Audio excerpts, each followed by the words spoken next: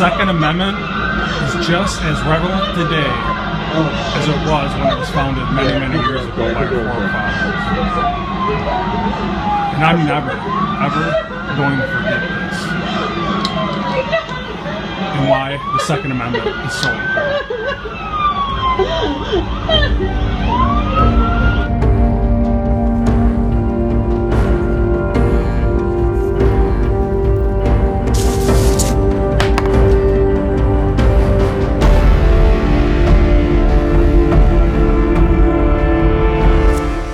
Pulling out the Mega Bag Big Guns today. I'm not screwing around this time.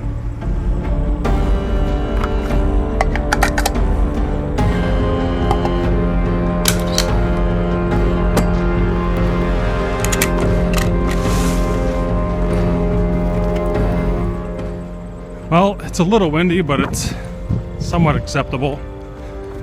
At least we got an overcast, so that's good.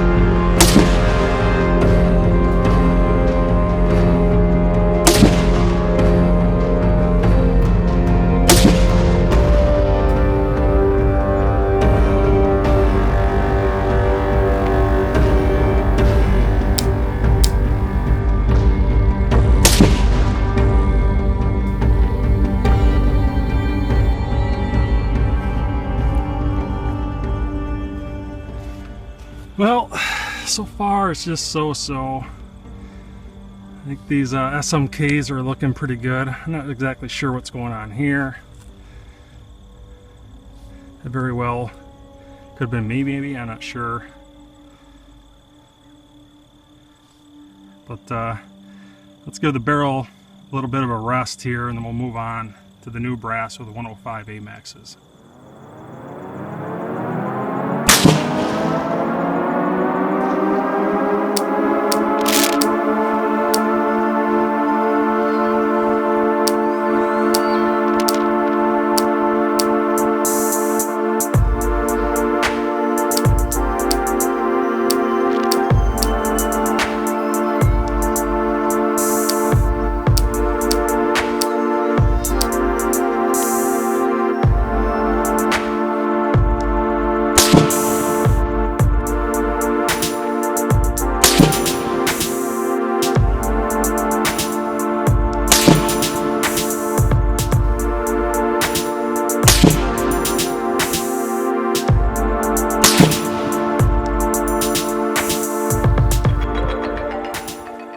Well, I think this was definitely me, but I think we're on to something here between this 40.4 and 40.6. That's looking really promising. Maybe even a 40.5. You really shrink this down even more. So let's give this barrel a little bit more time to break in. We'll move on to 107 SMKs.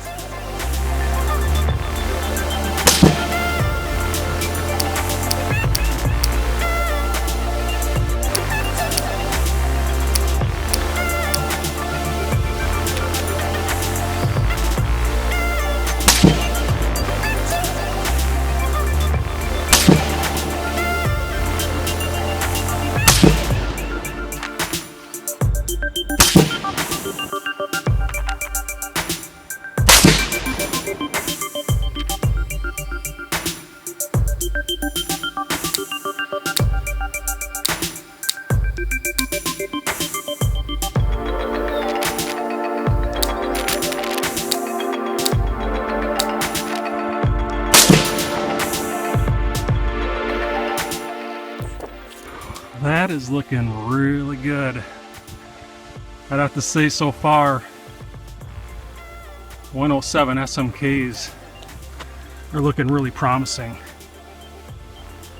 Man, sure some of these are me, but I think I can work with this. And there's no shifting of the point of impact. Really tight groups. It's amazing what some load development and bullet selection can do for a rifle. Let's head back to the reloading room.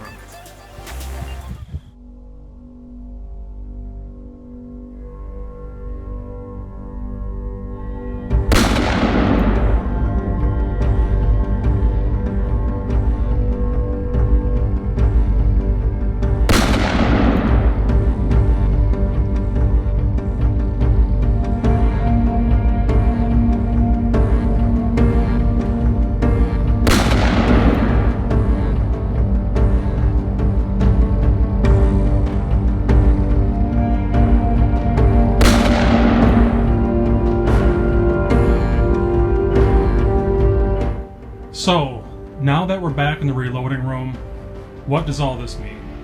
Well, first and foremost, it's pretty obvious. The reloads are an obvious success over the factory ammunition. Second, I can tell that the rifle likes to be shot foul, which is a really good thing.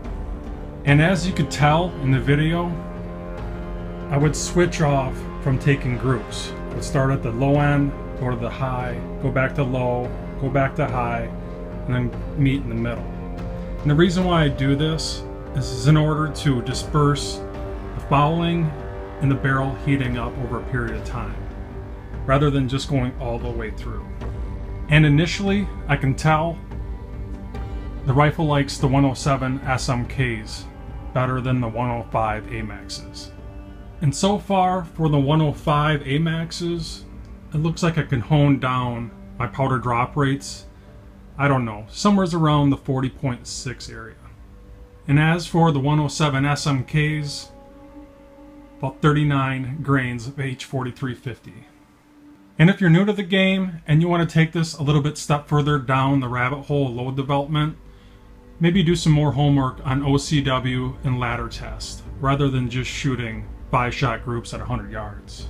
Well, so far, I gotta tell you, I'm pretty excited about this factory barrel. A couple things I noticed: that the point of impact is not walking. On my last 5 total 5-shot groups, you can tell that the point of impact is rather consistent.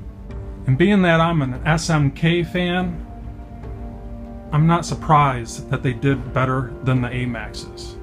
I'm telling you, I've been down this road before between AMAX and SMK, and for me personally, it seems like the SMKs always come on top. So what does this mean? I think on the next series, and I think it's safe to say I'm going to keep the factory barrel. I think it's a performer, and I think the more I shoot it and the more the barrel breaks in, it's going to shoot even better. And on the next part of this series, I think what I'm going to do is load up 25 total rounds of 39 grains of H4350 with a 107 SMKs with different jumps on the bullet, and also 25 rounds of 105 AMAX at 40.6 H4350 with different jumps on the bullet. And I feel really confident about this factory barrel. Once I shoot it a little bit more, say another 100, 200 more rounds, as the barrel breaks in, it's going to shoot even better. So let's check out this brass for signs of overpressure, which I've already done at the range while I was shooting it, but let me show you. So if I beeline it to my heaviest charges, you can tell there's no cratering on the primers, no obvious signs of overpressure. Primers look really good, brass looks really good. I think we got a winner. Well, I hope you enjoyed this part of the series, and we're not done yet. I'm going to start playing with some jumps on the bullets, and maybe some other techniques to even hone this down even more. And I think this goes without saying, in order to maximize the potential of your rifle, not only do you need to reload, but you also need to do the load development to boot. And before I take off here, tomorrow's 9/11. I'd just like to take a moment of silence.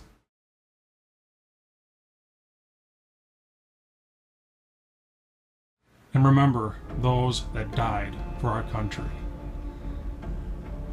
I will never give up. I'll always be relentless. I'm going to protect my freedoms against those that want to destroy me. See you next time.